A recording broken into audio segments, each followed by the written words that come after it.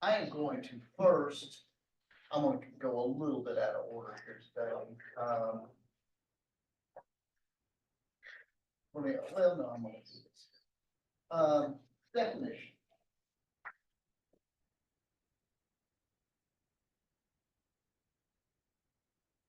So let me open up by giving you the following definition. Let's see. I'm doing group. We say any is divisible. I like this definition because I think it's kind of intuitively what you would think it is. If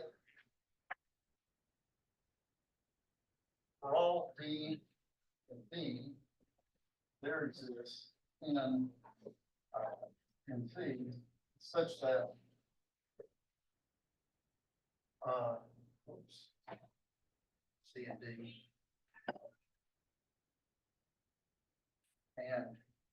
and in C not zero. Actually, you know what I can do? I can just say the natural numbers for us to follow.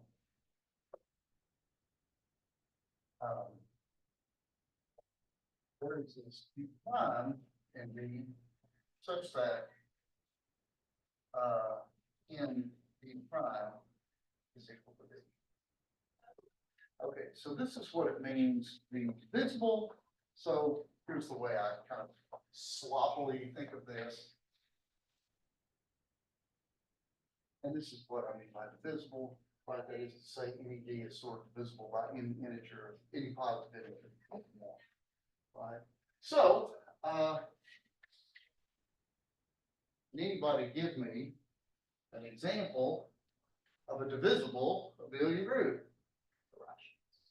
Okay.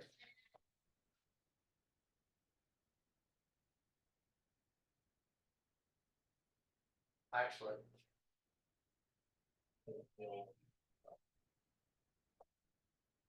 by the way, what all these groups have the property that they're torsion free. That is, every non-identity element has infinite order. Right? Can anybody give me an example of a divisible group, all of whose elements have finite order? Oh, you're so close, right? Z5 almost works. But here's the problem, right? Everything in Z5 is divisible by every integer except those that have a multiple of 5 in it, right? Because, yeah, that's kind of. Too close to C, maybe. There you go. Every element in here has finite order, right? Because in fact, what you can think of this is like, you can think of this as rationals in the interval from 0 to 1, right? So, because, you know, you can reduce mod Z and put everything in the interval from 0 to 1, right? Okay, so now it's got a coset representative between 0 and 1, let's say 7/16. Notice that 7/16, when you add it to itself 16 times, is 0. So everything here is torsion, agreed? But it's certainly divisible, right? Because given any coset representative, you can divide by anything you want. So these are all examples of divisible abelian groups. I'm going to give you a lemma. And I'm only going to prove one direction of this. Lemma.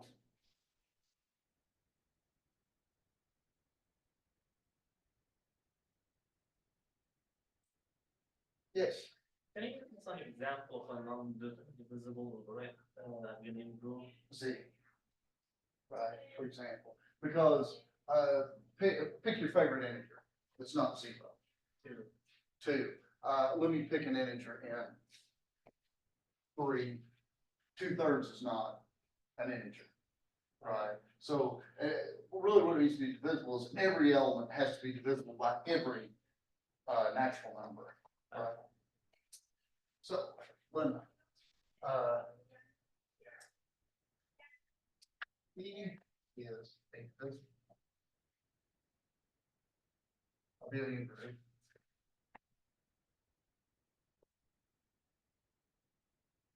If and only if D is an injective Z module.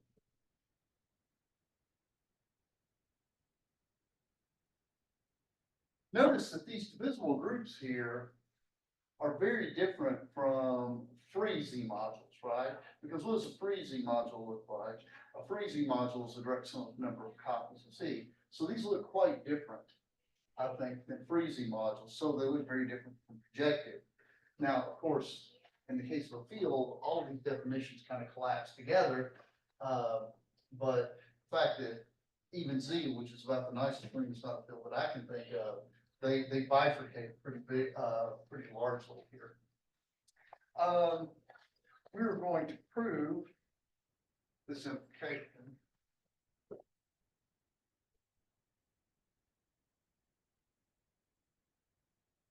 I'll leave the other one as an exercise.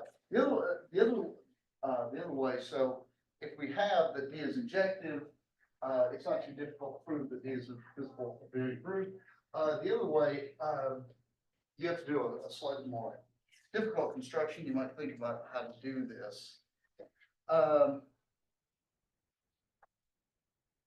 So let's suppose D is injective as a Z module. And suppose that D is indeed, I want to show us divisible. So we will also select n a non-zero integer.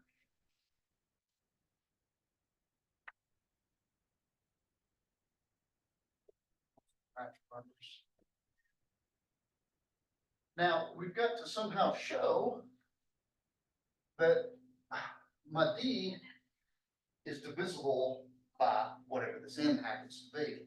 So let's consider the following diagram.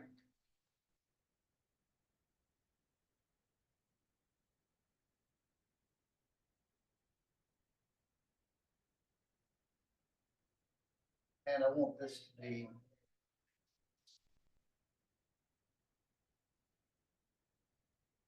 exclusion. So now we've selected the n.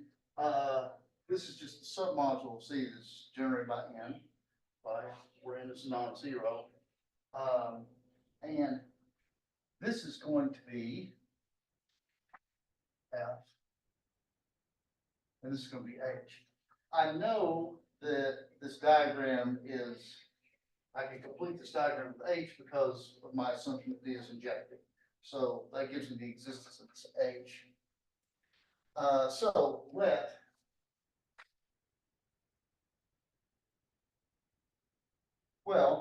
anybody want to guess what D prime should be?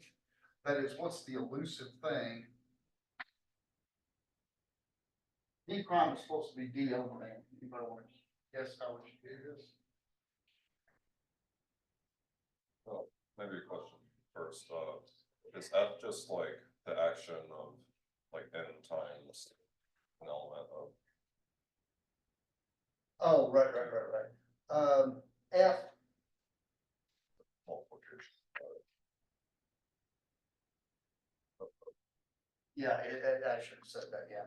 F of n is D. So notice that this is a cyclic module, that is, it's generated by n. So this is in fact free. So all I have to do is tell n where to go to D, and that's what it does, and that determines the whole R-module homomorphism.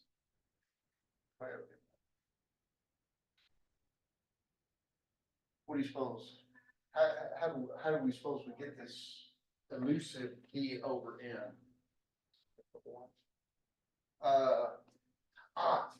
You're close, but there is no one. Correct. H1. H. Right, it's right out here. So let's see what happens here.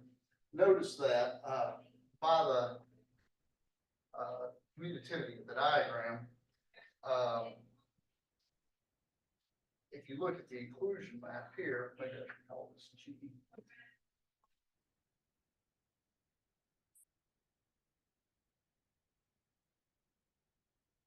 Well, this is equal, HG of N should be, F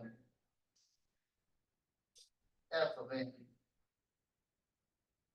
But G of N is N, right? Because this is just the inclusion map.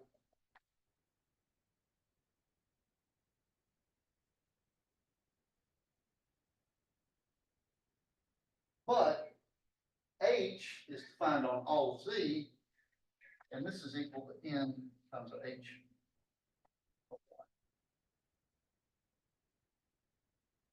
Therefore, N times H of one, then E prime. And so we get that E is this.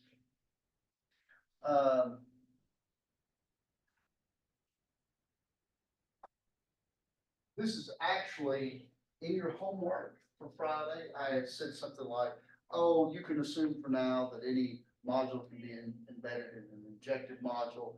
This is a key piece of that.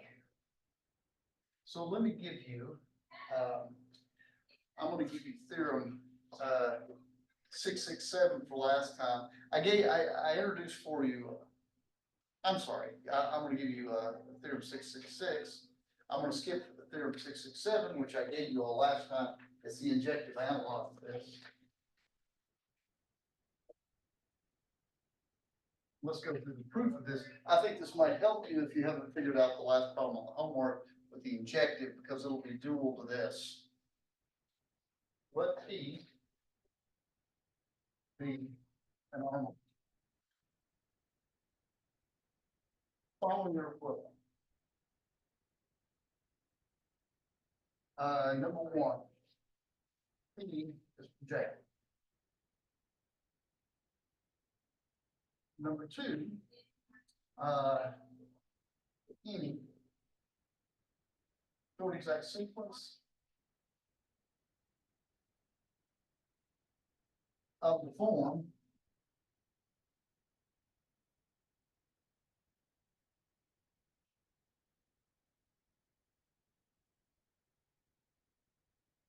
splits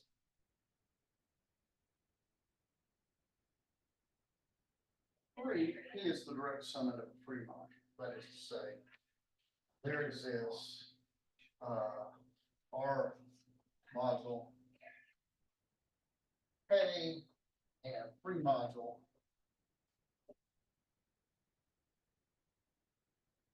F, such that F is isomorphic.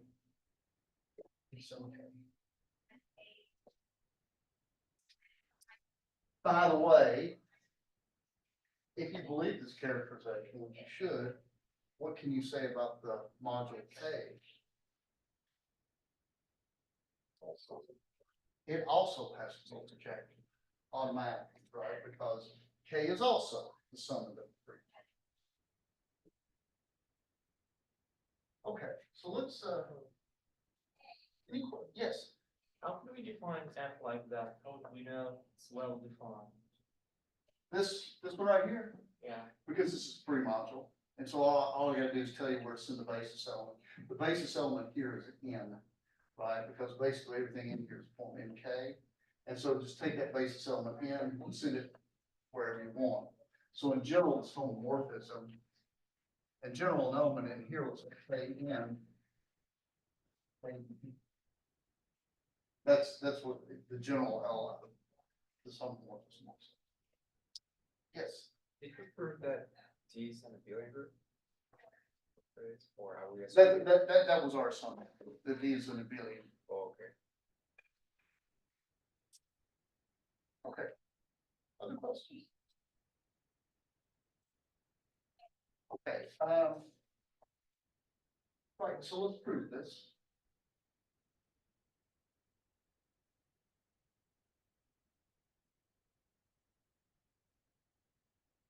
Okay, so I'm going to assume that P is projective, and let's look at a short exact sequence here.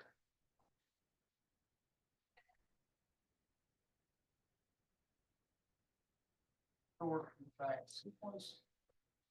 0.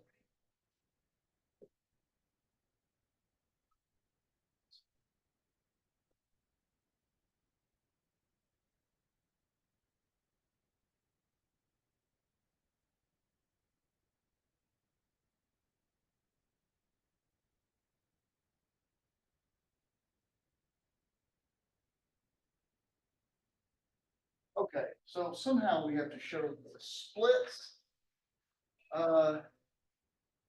Any ideas?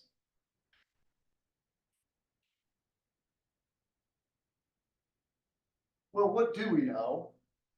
Our assumption here is P is projective, right? First and foremost. So let's look at this here. I almost feel a little slimy doing this. Okay, so I'm gonna focus just on this piece right here. Disgusting. Right. Ooh, look at my clever little map here, right? So because of the fact that this is onto, and we have the identity map here, the fact that P is projective, Yeah, there exists, let's call it H from P to B, such that H, G, identity P. And so see where it's on this.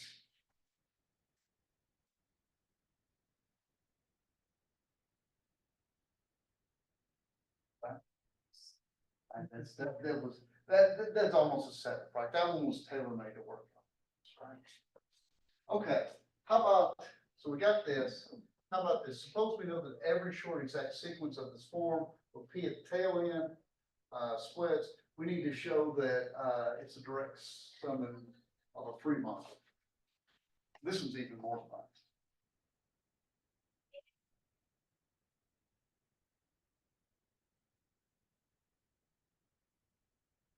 Okay, how can we do this? just make this put exact sequence, but put F in the middle. Okay. So we want to show that, right.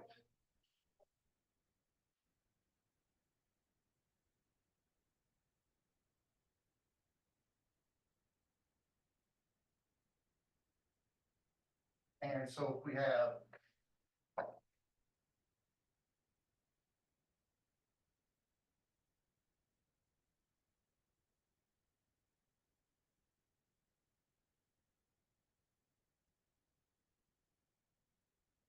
now, what you prescribed is put F in the middle, right? So in other words, what he's trying to tell me is say, build the sequence so that that B in the middle is actually free. How would I do that? Here's a big theorem. Recall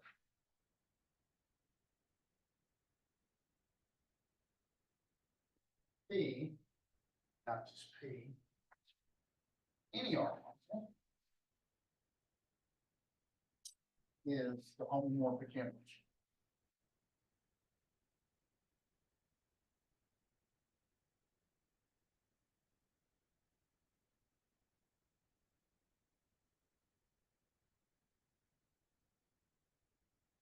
So what does this mean? There exists phi and F P such that this is on to.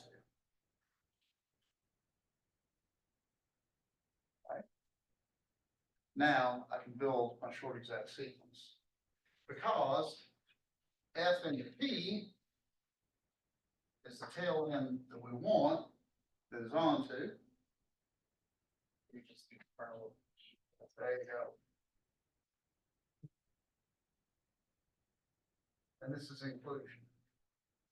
Notice that this is set up the short exact because the image of this is plainly equal by definition the kernel of this. Right? But the sequence splits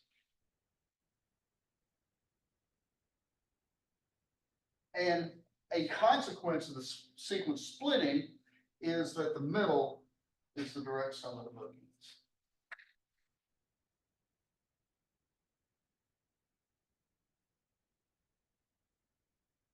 And it's isomorphic. Kernel of phi, direct sum. And there you go. So the role of K in this case is like that. That's really kind of cool because another sort of observation that I can make from this proof is if you have a onto homomorphism from a free into a projective, then the kernel always has to be projective. Any questions on it? Okay, so finally, let's tie this all together.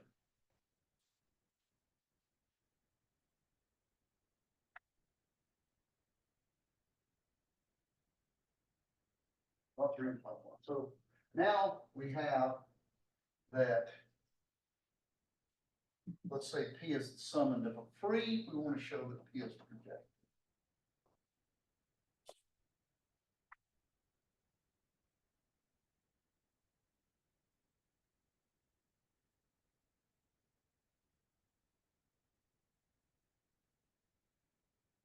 Suppose that we have that situation there. And well, let me see how this works out for me. I want to show that P is projective. Okay, so let's see here.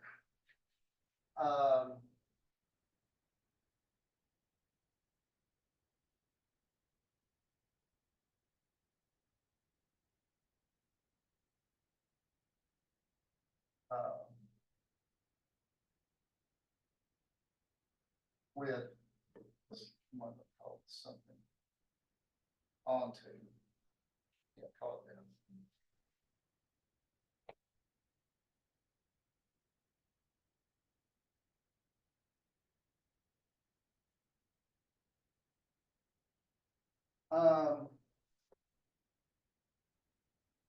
Somehow I want to give it some math here.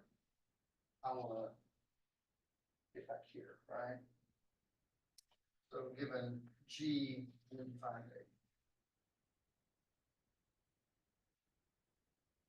A. Now, how do we do this? Well, We can go from F to P, and then F Okay. being free will give us, it's also projective, so it'll go to. that's the big observation.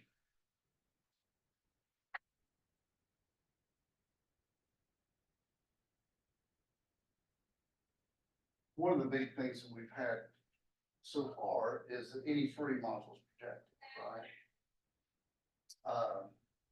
Or, right, we already proved that any free module is projected, so here's what we can do. Oops.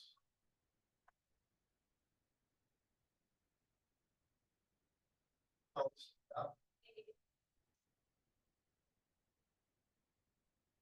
Now, what we can do is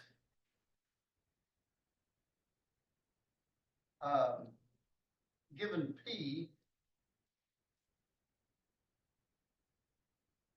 let's call this G. Okay. Somehow we've got to get from P to A. Now, I don't know that I can do that per se, but what I do know is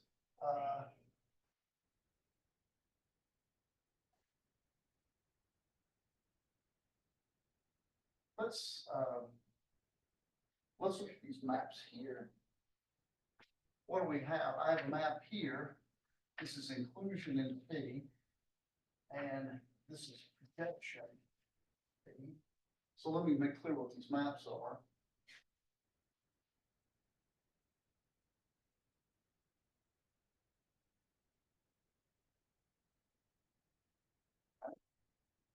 It's inclusion and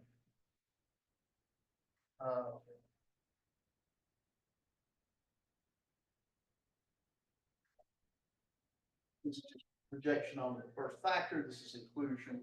And let me also observe that when you do,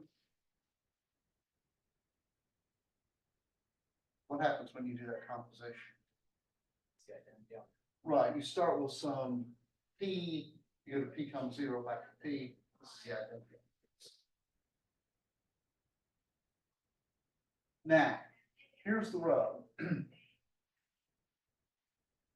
We have, I'm gonna do this in parallel here. We have this map from P sum K, B,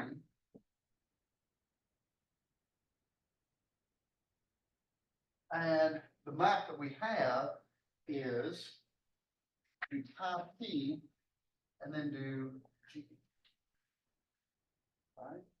So if you start at P sum K, you do pi P and G, then you get this homomorphism. And this is free. So projective.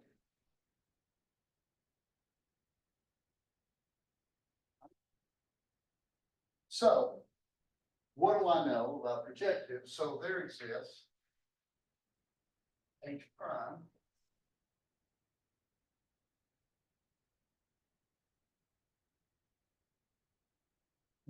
A such that when I do G pi P, this is equal to H prime. Everybody agree with me? This is free, so it's projective, so going H prime and then F is the same thing as G prime. Okay. Now, how do I get my map from H, or I'm sorry, from P to A?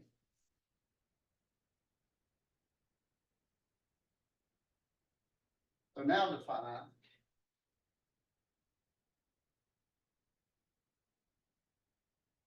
H from P into A by H is equal to, what do you think? Right, just do the only thing you kind of can, right?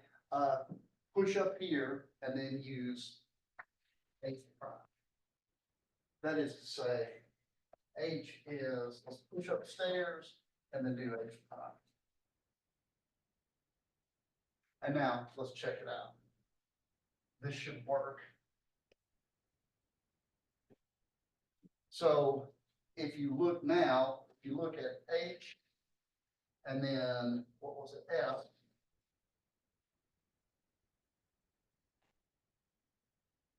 This is F and H was H prime out over P. But FH prime is equal to G pi P out over P, which is G P, which is G identity P, which is G. So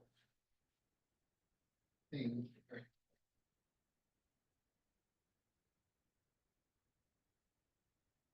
I think it's kind of fun to prove. Okay, any questions on that?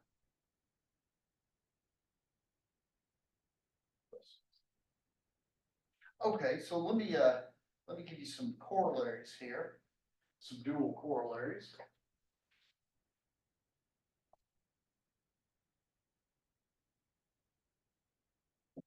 Corollary 668.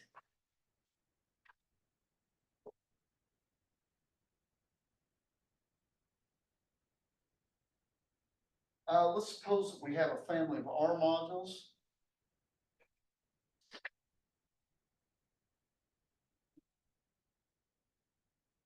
Be a family of R modules.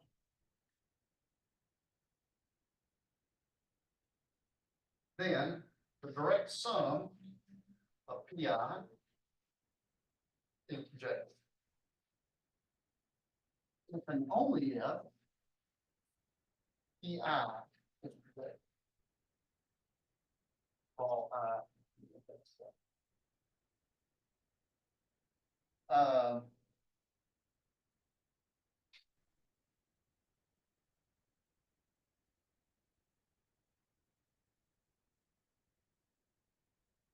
Okay, so let me sketch the proof of this here. Um,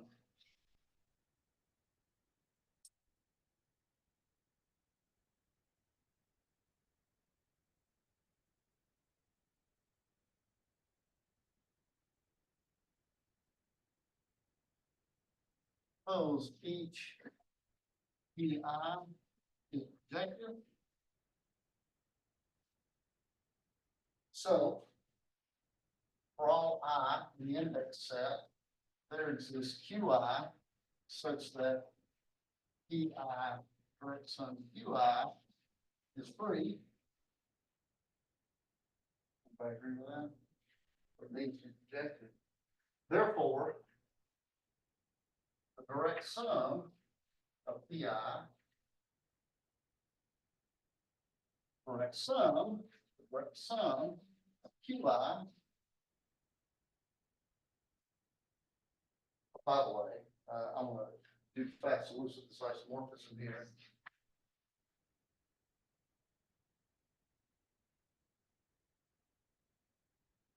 It's fairly easy to show that these two are the same.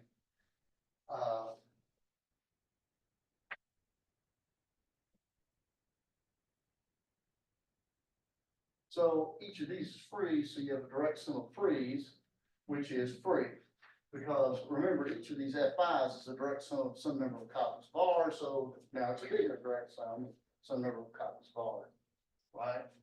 Therefore, direct sum of PI is, because when you sum it with this, you get a free.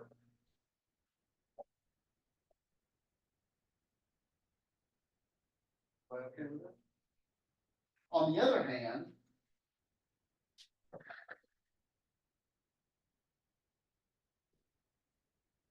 if the direct sum of PI is projective,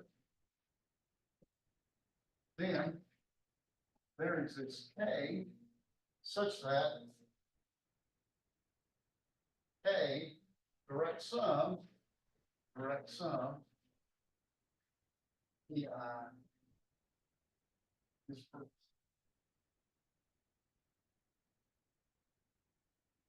So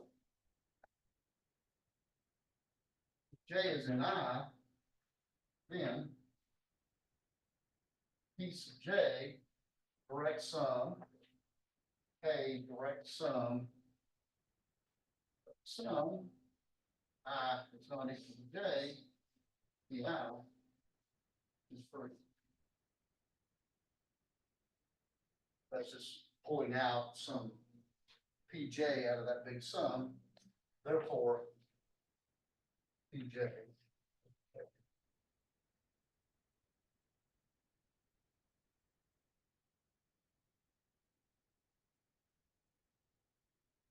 By the way, before I write it down, I'm gonna do corollary 669. And instead of talking about, I hate asking this question, but I'm gonna do it anyway. What am I going to write?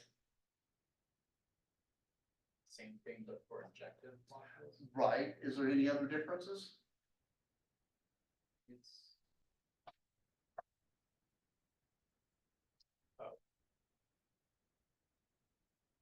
Use the force. There you go, the force is strong in here. Correct, that is right.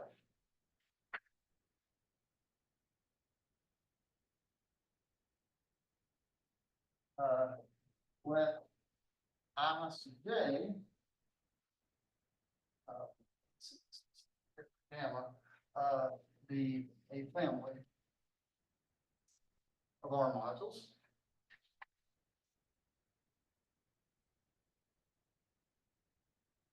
Then the direct product of I sub J is injective. if and only if I sub j is injective. For all j. Yeah, so see if you can, prove this one.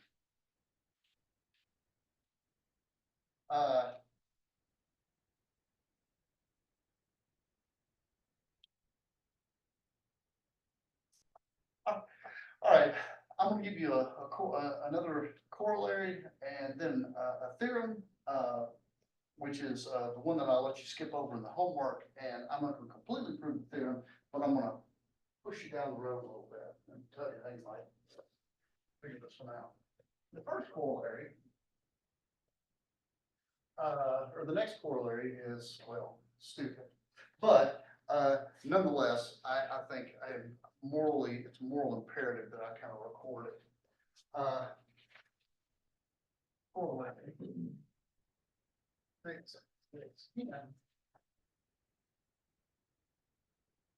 Every R model is the homomorphic image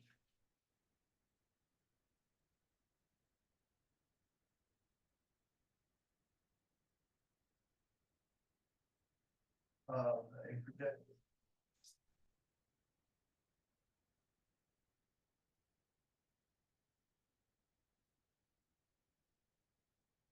This is worth noting. This is important in homological algebra because oftentimes you have a module, you get something called projective resolution. And the way that is built up is you start with your module and you find a projective module that maps to it. And then you look at the kernel of that, and then you keep kind of going back with finding inverse images. Why did I say that this is kind of silly? I'm gonna write this down. Because all we have to do is raise P to a free module and we're done. Right. Any module is homomorphic image of a free module. And of course, we now know that any free is projected, right? So this is a weaker statement. Here's one that I promised to leave as an exercise, theorem 6611.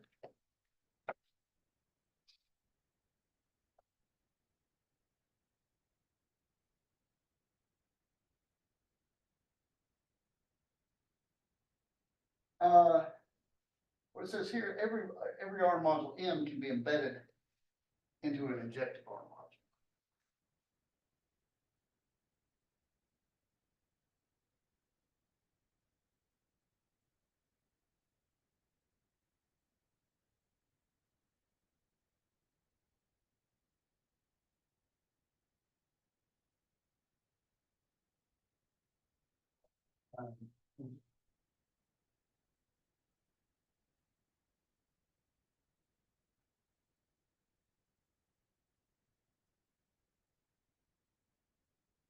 This is sort of the analog correlation. It's can, but it's not as quick to get an answer to. And perhaps it's not as clear. So one of the things that we saw earlier is if you have an injective Z module is equivalent to be a divisible abelian group, right? So suppose I walk up to you on the street and I give you your favorite abelian group. You should be able to embed it inside the divisible. And maybe that's a little less clear. If you start thinking about examples, something like Z is easy, right? There's a one-to-one map from Z into Q, right? Or you could go to reals if you like, or something like that. Z2, for example, right? Can anybody think of a divisible abelian group that contains Z2?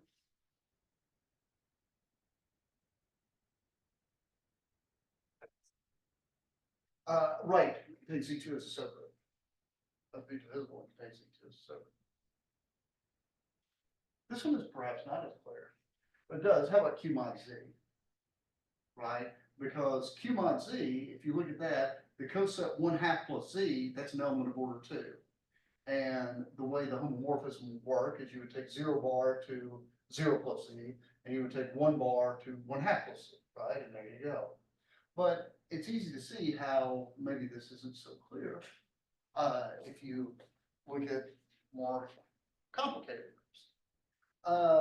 So.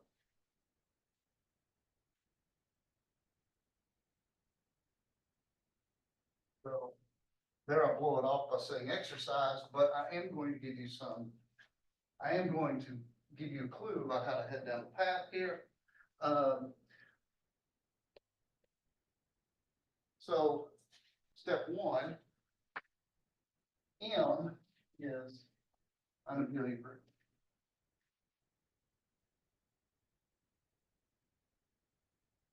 So before it's an R module, it's an abelian group first and foremost. And so what you want to do is show M can be embedded. And this is what we were talking about just a moment ago in a divisible abelian group. So what you do is you take M and you forget about the fact it's an R module. You just think of it as an abelian group and embed it into a divisible abelian group. Let's call it D. Think about how you might do that. You might think about how that construction might work. And now embed M as an R module.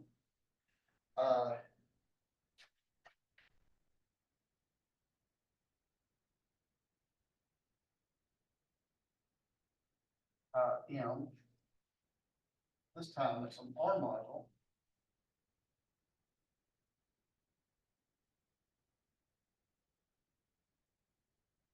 Into the injective R module.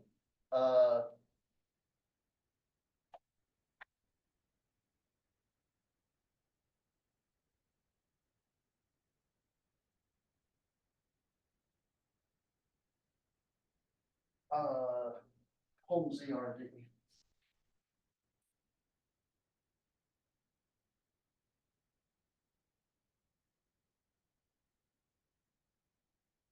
So there's some things that you probably have to sort out here. So what you do is you take a divisible abelian group that N can be embedded in.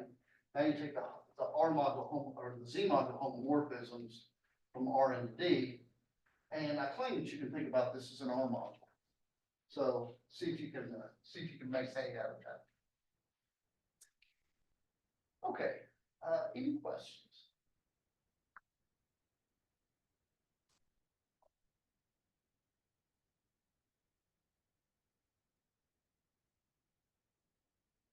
Okay, so we're now going to look at home. Let me recall for you, really quick.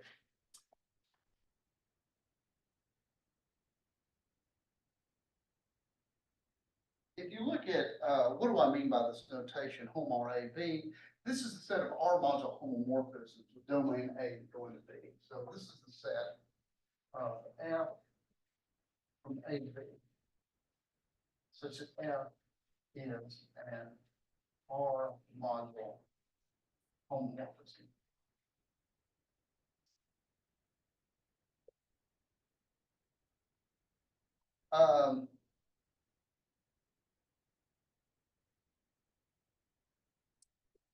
Right, and here, just to make me, unless I tell you otherwise, I am going to always assume that that R is a commutative ring of identity. Notice home R AB is an abelian group, right? Where, what do I mean by F1 plus F2? F1 plus F2 evaluated A is F1 of A plus F2 of A, right? So just pointwise addition, this forms an abelian group. And if R is a commutative ring, then this actually forms an R module. Now, let me show you some, this is a little bit more general than what I'm going to do in general. Or this is a little bit more general than what I'm going to do coming up for the most part of this. But let me point out here, if we consider our module homomorphisms.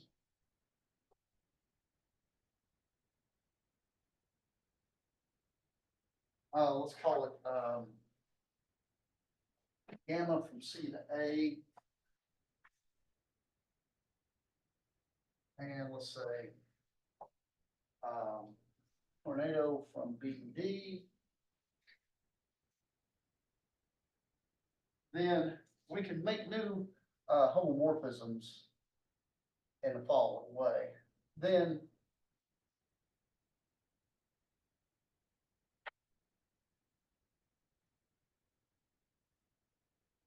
call it eta from home R of AB to home RCD.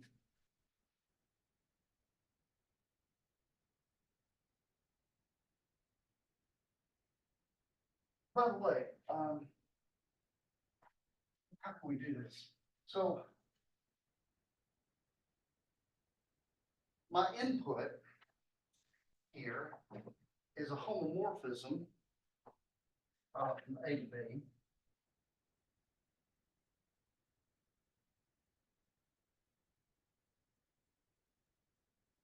And I want my output to be a homomorphism from C to D.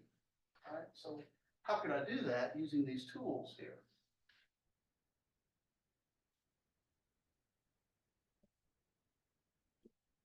Again, the composition, gamma, F, tornado.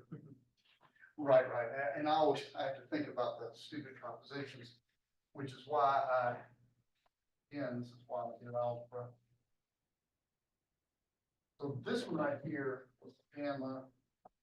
So basically I can compose, right? So if I start this, if I go here, and here, and here, then this goes from C to A, then to B, then to D. This gives me a new homomorphism here to here. This thing here is an R module homomorphism induced. Again, R is commutative by gamma, by those two guys right there.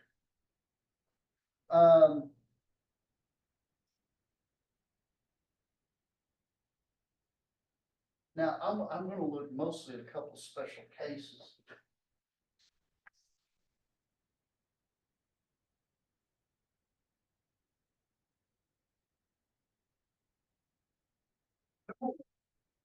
The first special case would be if B equals D and tornado is the X.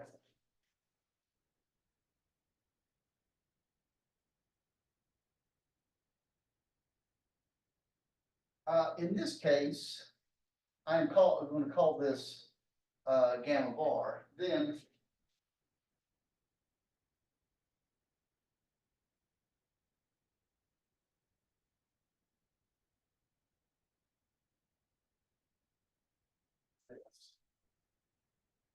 and our notation will be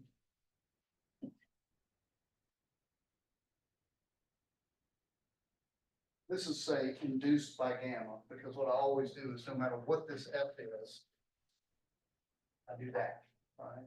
So gamma bar takes F to F gamma, right? The other case is off the other end.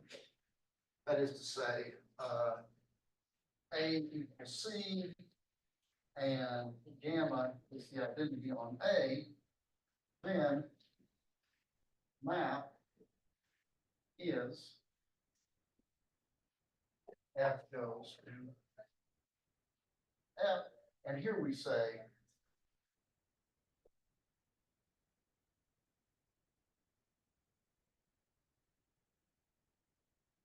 so we're going to talk about these special cases next time. But if you're looking for something fun to think about, notice one of them sort of reverses the order and the other one doesn't. And that's gonna give us some interesting consequences. We're gonna talk about these, new homomorphisms induced by either gamma or tornado, and, talk about some of the consequences there. Okay, any questions? All right, well, we will see you on Sunday, Friday, what is today? Today, Wednesday, man.